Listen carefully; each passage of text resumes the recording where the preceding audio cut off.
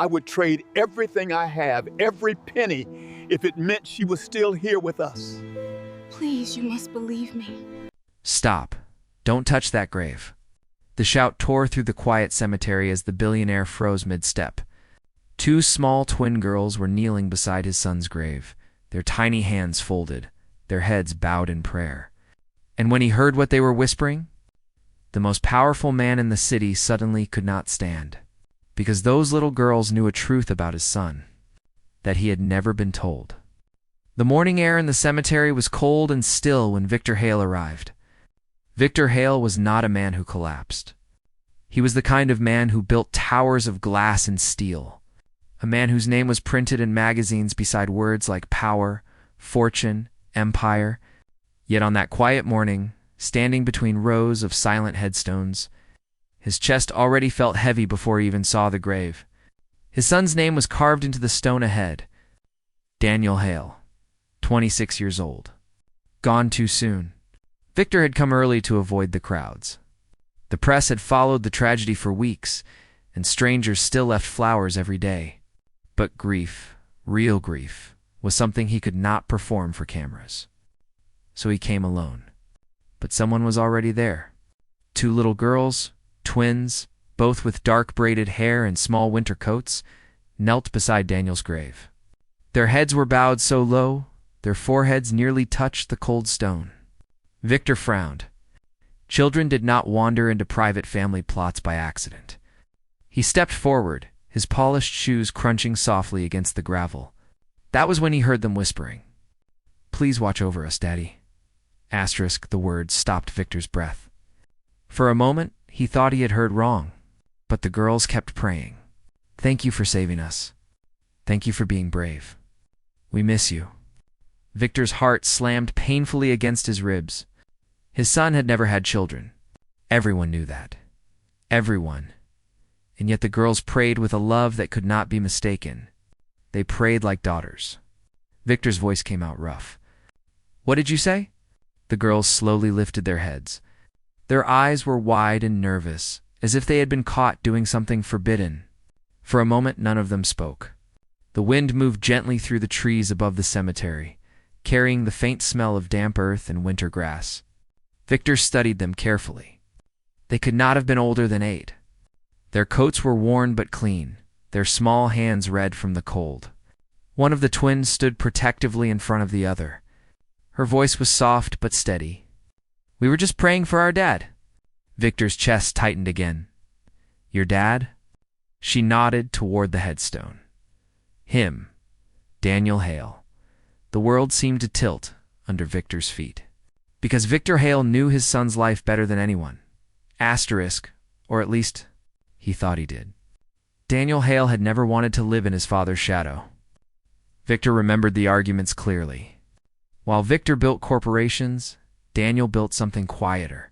He volunteered. He donated his time instead of his money. He worked in neighborhoods where the buildings leaned tiredly and the sidewalks were cracked with years of neglect. Victor had never understood it. "You have every opportunity in the world," he once told his son. "Why waste it on people who cannot help themselves?" Daniel's answer had always been calm. "Because someone helped me once." Victor never pushed for details. Back then, he had been too busy expanding his empire. Too busy attending meetings in cities across oceans. Too busy believing there would always be more time to understand his son. But then the accident happened. A terrible night on a rain-slick road. A crashed car.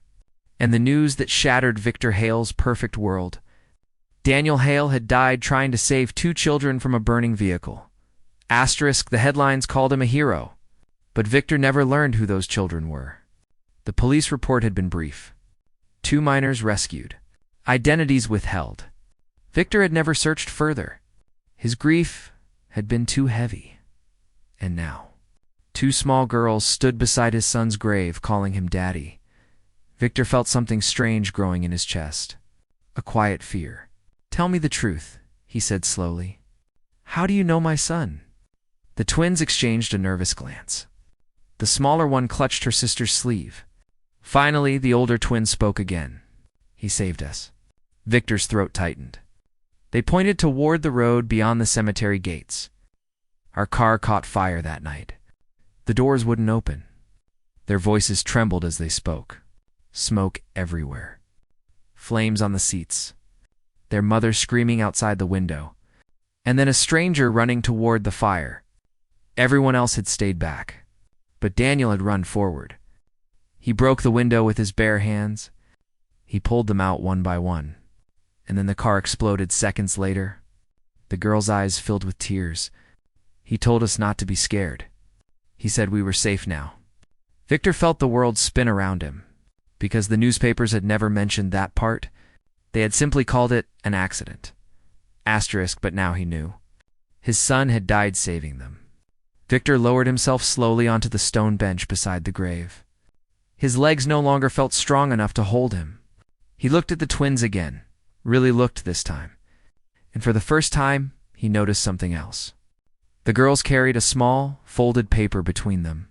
It was worn at the edges like it had been held many times. "What is that?" Victor asked quietly.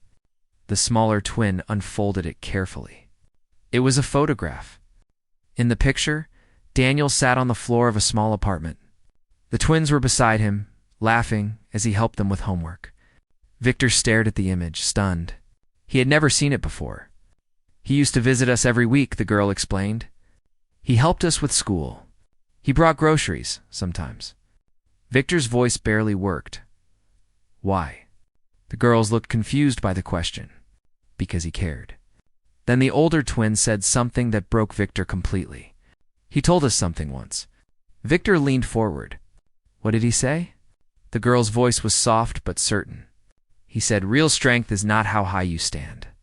Real strength is who you lift when nobody is watching." Victor closed his eyes. And for the first time since the funeral, tears slipped down his face. Because suddenly he realized something painful. The world had admired Victor Hale for decades. But his son had become a better man than him without anyone noticing. Asterisk, the cemetery caretaker had quietly stopped nearby. Watching the moment unfold, other visitors began slowing their steps as they passed. Word spread softly between strangers. "That's Victor Hale," but nobody approached. They simply watched as the powerful billionaire sat beside two small girls. Crying beside his son's grave, after a long time, Victor stood again. His voice was different now, quieter, stronger in a way money could never buy. He looked at the twins gently. "Do you live nearby?" They nodded. With their mother in a small apartment across town, Victor looked back at the headstone one last time. Then he spoke words that would later travel across the internet and appear in thousands of shared posts. "A father builds wealth for his children, but a son builds honor for his father. Today my son made me the richest man alive." Weeks later, something remarkable happened. Victor Hale announced the creation of the Daniel Hale Foundation. Its purpose was simple: helping families who had no one else to help them. Scholarships, housing support, education programs. But the first announcement surprised everyone most. Victor legally adopted the twin girls his son had saved. At the press conference, he did not speak about business. He spoke about legacy. The twins stood beside him, holding his hands. And Victor said one final line that echoed far beyond that room. "The greatest inheritance is not money. It is the courage to care for someone who cannot repay you." Years later, visitors still come to Daniel Hale's grave. Some bring flowers. Some simply stand quietly for a moment of respect. But sometimes, on quiet mornings, two young girls and an older man arrive together. They kneel beside the stone, they bow their heads, and they whisper a prayer of thanks to the man who changed all their lives. Because the quietest heroes often leave the loudest legacy, stories like this remind us that the greatest battles are often fought in silence. And the greatest heroes are the ones the world almost never sees. Asterisk, if this story touched your heart. Share your thoughts in the comments and tell us where you're watching from. And subscribe for more powerful stories that honor courage, compassion, and the silent heroes who change lives when nobody is watching.